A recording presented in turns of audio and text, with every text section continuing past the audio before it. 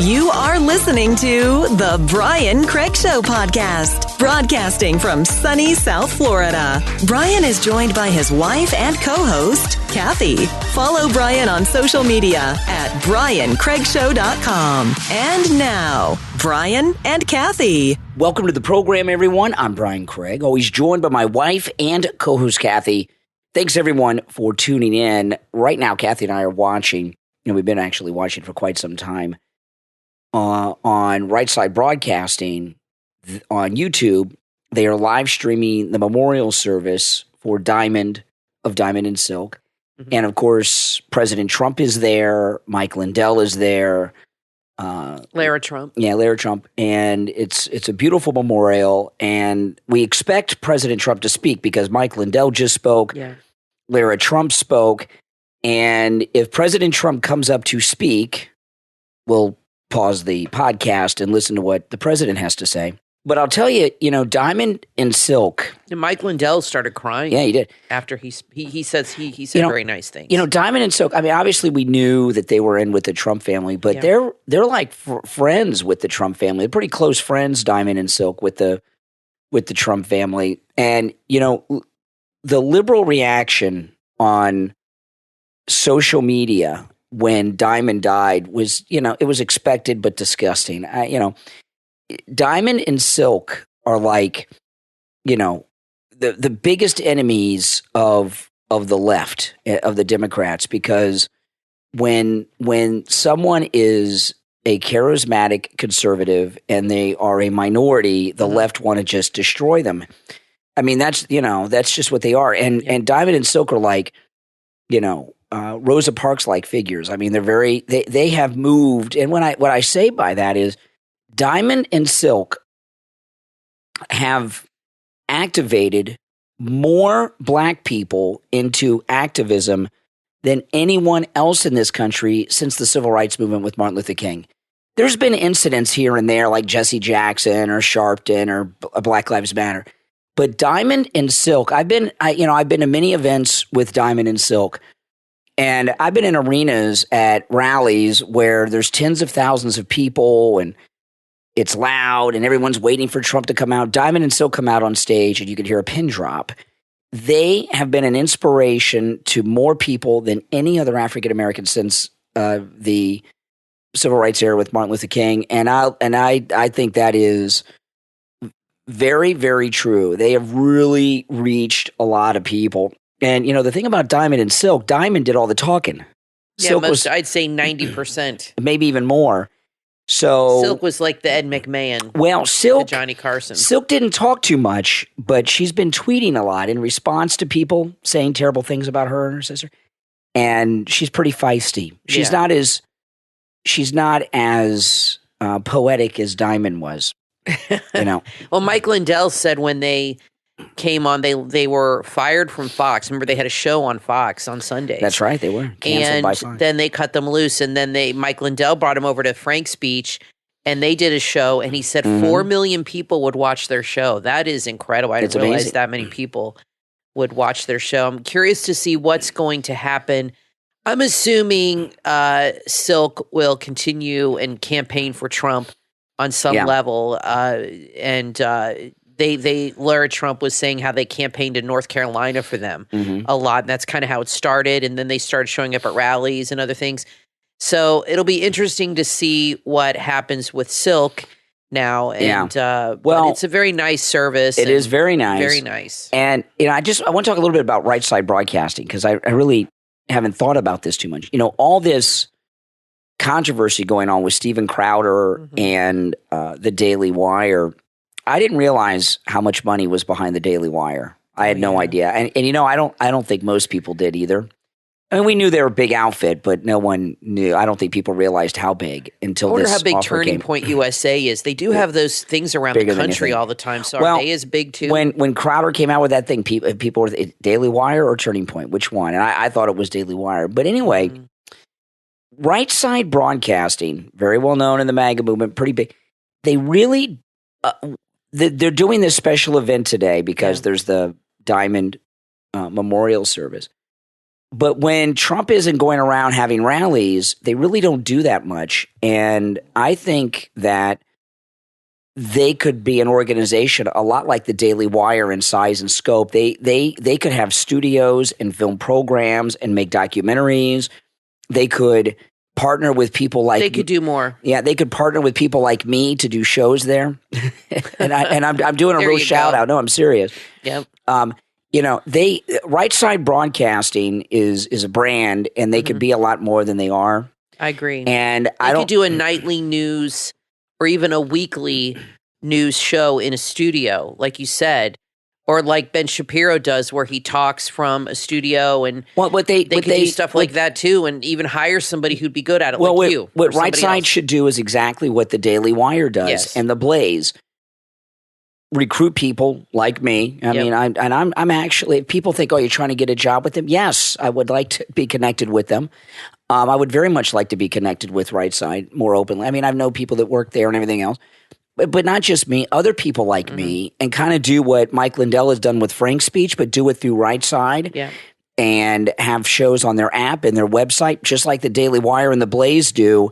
And it would be very powerful and effective for our entire movement. And if anybody's out there listening that's connected to Right Side, I mean, I'll tell my friends, but you guys can do the same, because we need that. We really do. It's nice to see and how many people knew her and how many people are coming up and speak. I'm assuming they're people from her church and other things, but so many people are coming up, family members and friends, speaking of her and telling stories. And it's really nice to see that she touched so many people's lives. And that's really why it's so important, because she'll be remembered by so many people. And she has a legacy. Yeah. She has a legacy. Well, it was amazing when Diamond and Silk made that first video.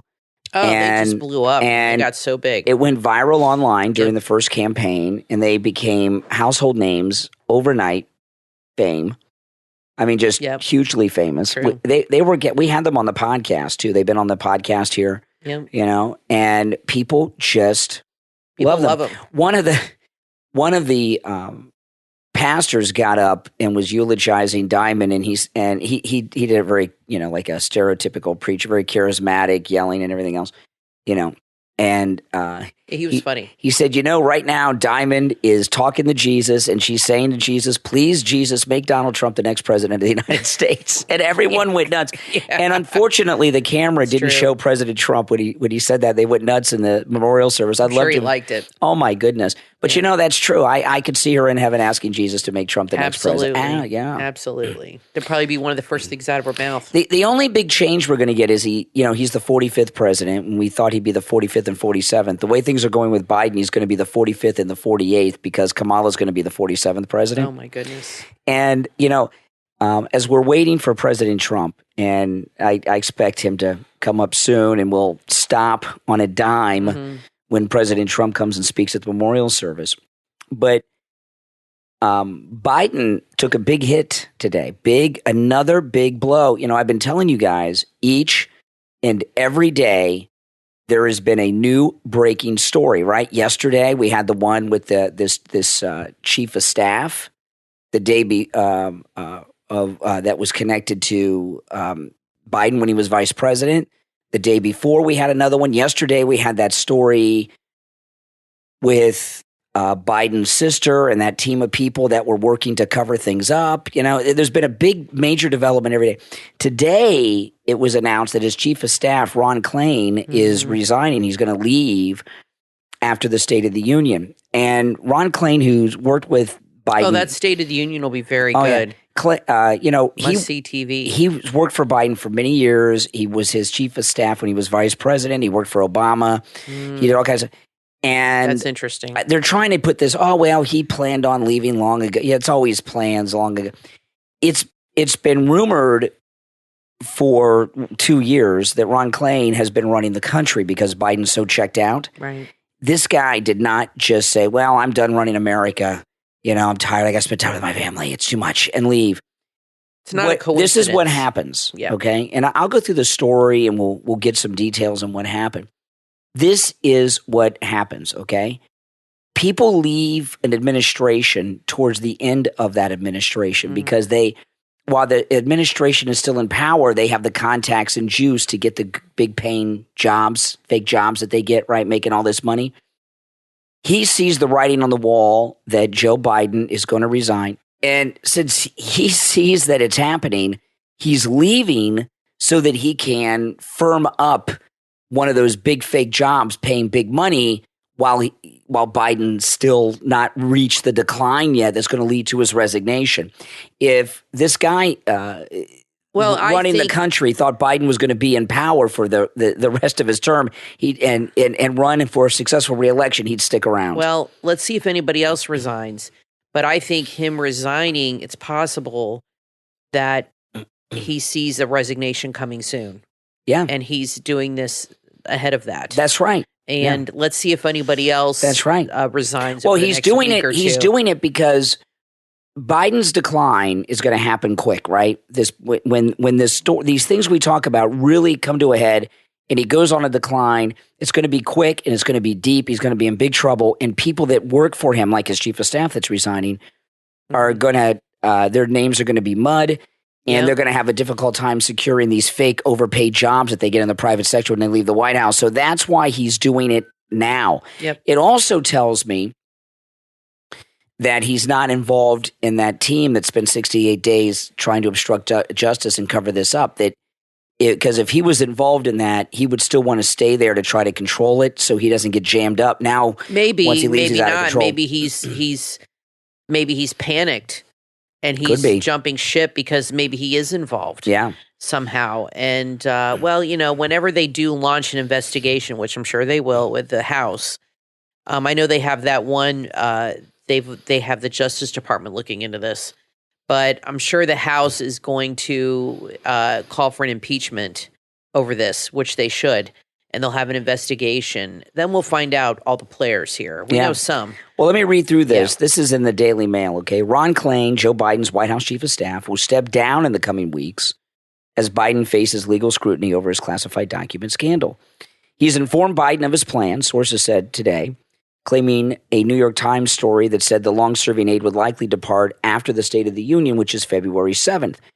The chief of staff had previously stated his intent to leave following the midterms, noting publicly that the position can be exhausting. When you're in a powerful position like that, you don't just leave. There's always a reason why. Usually. Yeah. Officials told CNN Klain has been a key player in the Biden White House, having had a decades-long working relationship with Biden, with some saying he's been urged to stay.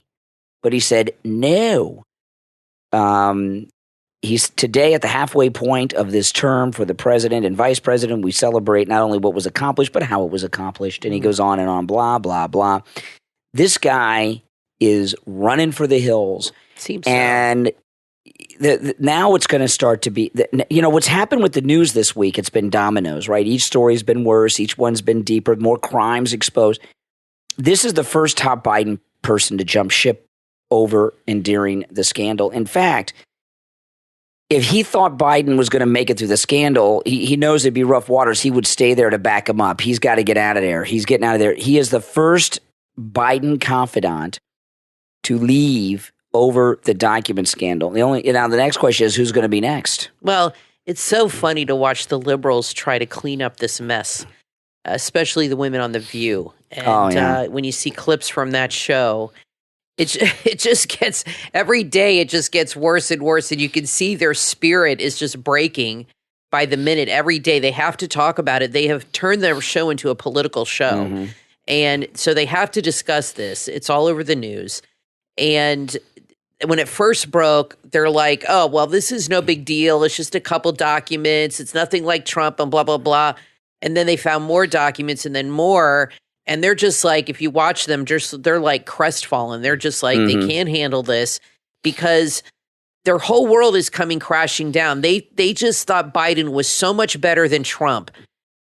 I don't know why they have such a poor opinion of Trump. They just think he's the devil incarnate. They really do. They think he's a crook, a thief, a liar, and all this stuff, when really that's not true at all. I mean, they've had all these investigations. All these things have happened. They have not found one thing against him. that's jammed him up at all. All of it's fallen to the wayside. And here they have all this stuff with Biden, and they have to face this and deal with it. And it's true, and it's evident, and they can't handle it. It's hilarious. Well, they better start. I mean, these ladies on The View think Alec Baldwin's being charged with manslaughter because the prosecutor out there is a Republican. I think he's being charged because he shot a woman dead. Exactly. Yeah, I know. I mean, they're just apologists for the left, and think about this. Yeah. Alec Baldwin, well-known Democrat, he shot a woman dead and shot another person. Yeah, he shot the director too. And The View think, he's only being charged with crimes because the prosecutor's a Republican. Yeah, no, he killed a woman. Exactly. A woman's who dead had a because small of him. child, and he shot the director. He almost killed two people. He could have killed the director, but the bullet hit him in the shoulder. And you know what? But he got, he could have killed two people. And look at what Alec Baldwin has done. He's tried to bribe the husband of the woman he killed by making him a producer on the movie Rust. Well, that was part of their civil settlement. But give me a break. He shouldn't have gone on TV and done all these interviews, but he's an actor and he can't help but be in front of a camera. But they said that one of the biggest mistakes he made was doing all these interviews and being smug and acting like they're not going to charge me and this and that. He should have had some humility, but that's not possible for most actors. And he could have said, "I'm so sorry. I don't like Alec Baldwin." And he was the producer on the movie, and he does bear the ultimate responsibility. But I will say you don't point a gun at somebody and shoot it, but I will say in his defense, okay? You watch a lot of Westerns, they're shooting guns. And sometimes they shoot the gun right towards the camera, okay? That's in a lot of Westerns. Somebody handed him the gun and said it was a cold gun, okay? That means it's empty. And when you work on a film, that gunsmith or that gun person, that is their job to make sure that that gun is empty and it's safe. That's their job. And the girl who handed him the gun, she got arrested too. She's going to get arrested, or she's getting charged because she charged, not arrested. They didn't get arrested. She's getting charged because she failed to keep to keep the set safe, and she's to blame too for this. So I understand. So I don't know. I'm a little torn because I don't like him. But when you're on a movie set and somebody hands you that, like I said, a lot of Westerns, they shoot guns at cameras. He just assumed it was fine. And, maybe they were just setting up the shot. But I don't know why he would pull the trigger inside of a small building. No. We don't know. Church. No, there's a lot of things. There's a lot of things we don't know here. Yeah, that's true. In the older movies, the old Westerns, I don't know if they use real guns with blanks or use just fake prop guns. Yeah, they Well, they had a gun with Bruce Lee's kid. That was in the 90s. He was firing blanks, but that was more recent. And another thing we don't know, I haven't seen anyone demonstrate this. Yeah. When they do gun things in the movies, obviously they have to be looking towards the camera, but that does not necessarily mean at that moment somebody has to be behind the camera.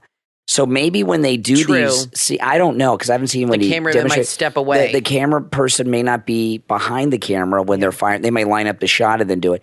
Another thing, Alec Baldwin's a hothead, and that's true. And I find it very strange. We haven't seen any video. There were multiple cameras running because they were blocking the shot, and people have cell phones. And we haven't seen any video yet.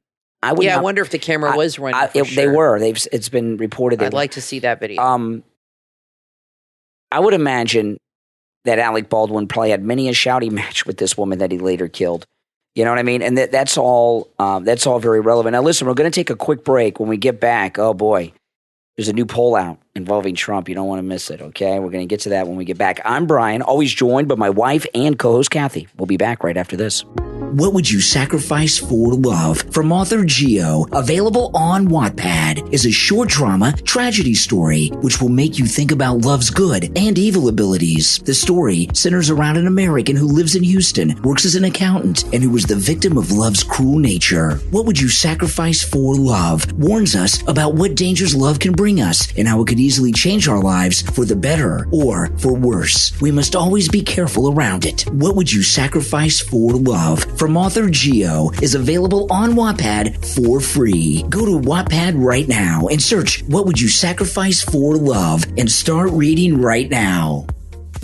Want to know where all the bodies are buried? Author Robert Allen Miltenberg holds the key to that question in his book, Pool Boy to the Mob, Everybody Out of the Pool. Author Robert Allen Miltenberg holds the key to that question in his book, Pool Boy to the Mob. Welcome to Mob-Ammy Beach. This book is a fictionalized account of Miltenberg working at a mob-owned Miami Beach hotel in the 70s. If you're a fan of The Godfather, Goodfellas, or The Sopranos, you will love this story that's full of colorful characters and wisecracking wise guys. It's a story with everything from Playboy bunnies and weaponized parrots to shattering the glass ceiling and getting away with murder, all in paradise. This is a wise guy tale you've never heard. Surrounded by pools, the trick for Bobby Moskowitz was not slipping in the one thicker than water. Bobby lived to tell the tales, and now you can read all about it. The funniest mob novel since Jimmy Breslin's The Gang That Couldn't Shoot Straight. Pool Boy to the Mob, Everybody Out of the Pool, from author Robert Allen Miltenberg, available on Amazon. Order your copy right now. You are listening to The Brian Craig Show podcast, broadcasting from sunny South Florida. Brian is joined by his wife and co-host, Kathy. Follow Brian on social media at briancraigshow.com. And now, Brian and Kathy.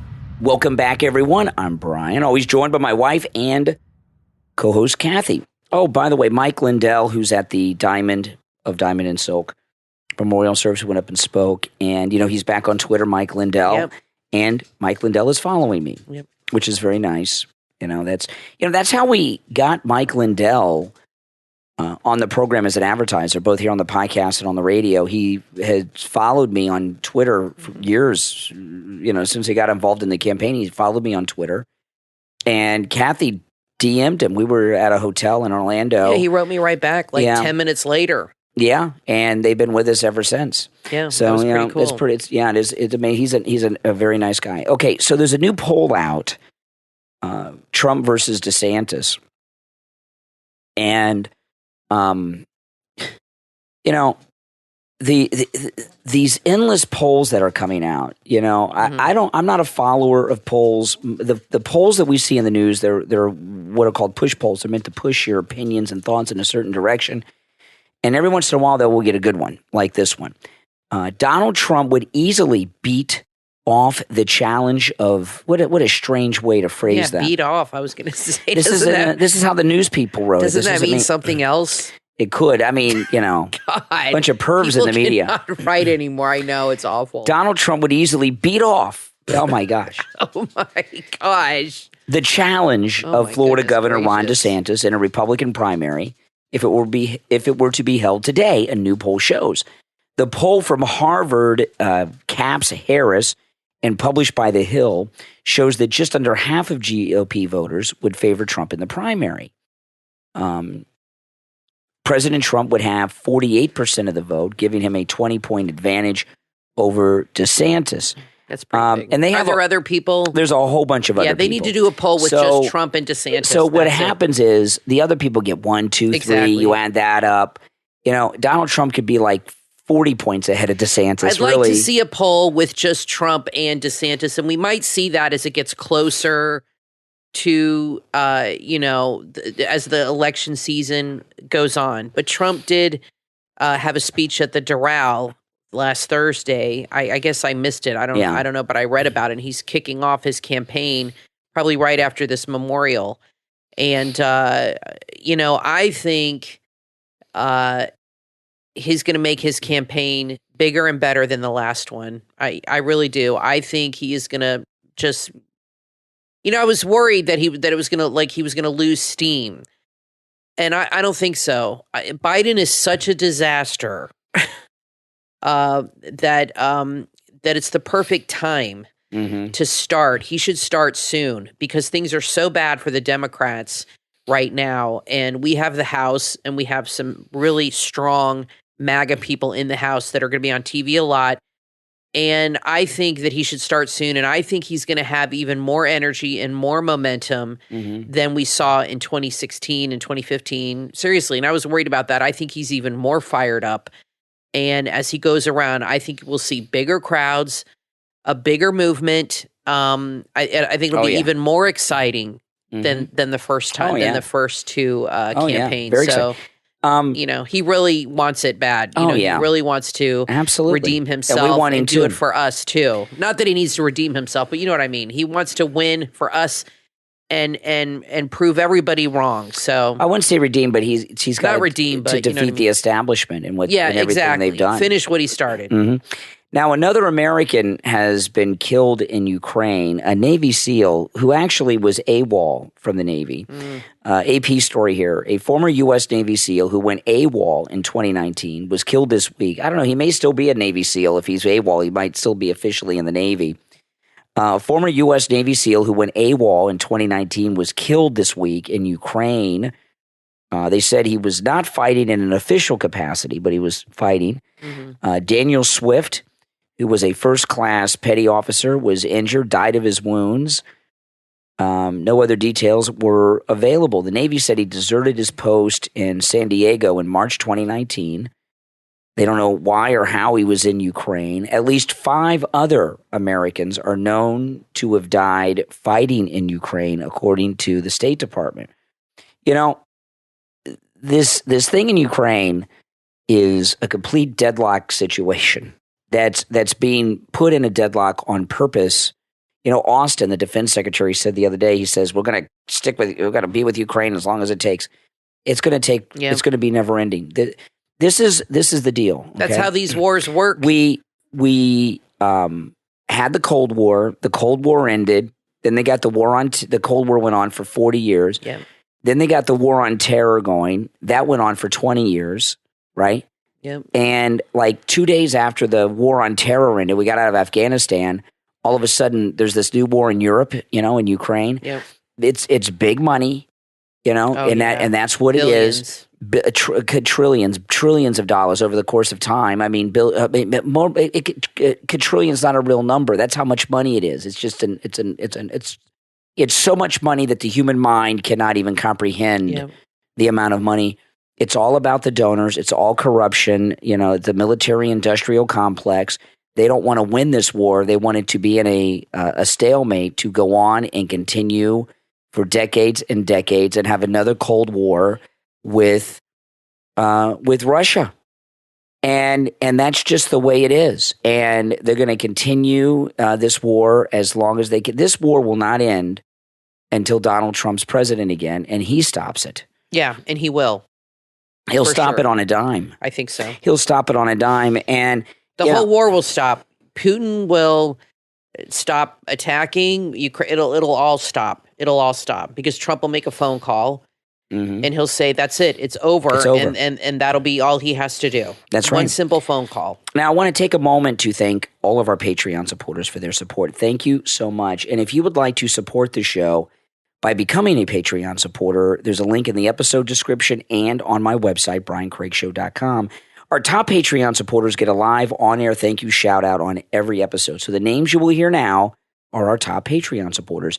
I want to thank Andrew and Connie, Christine, Gary, ETW, Chuck, D, Pamela, Rick, Nick, Wesley, Macho, Rome, Wisconsin, Paulette, Carlos, and Dave. These are our top Patreon supporters. And Maria. Thank you. Oh, yes. And our brand new Maria to the list. I'm sorry, Maria. Our brand new top Patreon supporter, Maria, who just joined us yesterday. Yes. So thank you, Maria, and welcome to the top Patreon club, and welcome to everyone who's a new Patreon supporter. Well, that's all the time we have for today. Your voice still sounds a little off. It was fine all day until we started the podcast. Yeah. So then something happened.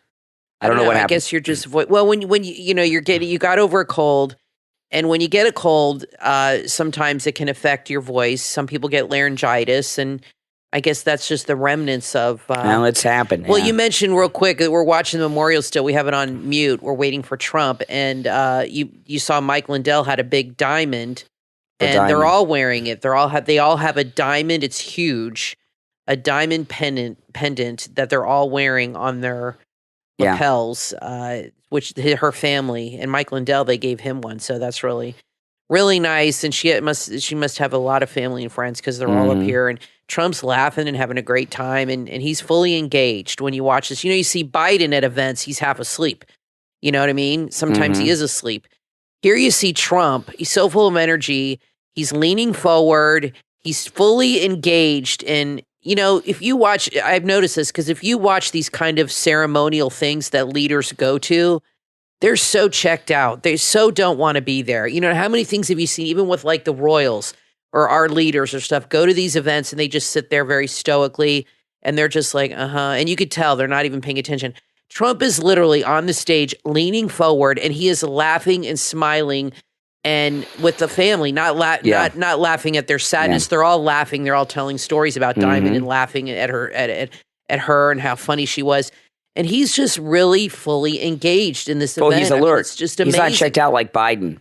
Well, he cares. And he cares. He actually cares. He's not there. He's not pretending. He's not there because he's obligated. No, I think he really cared about her. You know, one thing you had said this earlier, Kathy, and you posted this on my Twitter. You know, here you have President Trump at Diamond's funeral, and Biden went to a Klansman's funeral. Exactly. You think Trump would go to a Klansman's funeral? I don't think so. No. And it's just amazing to me that how people call Trump a racist.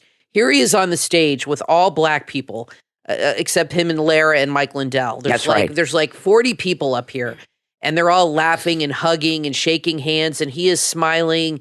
You really think a bigot would do that?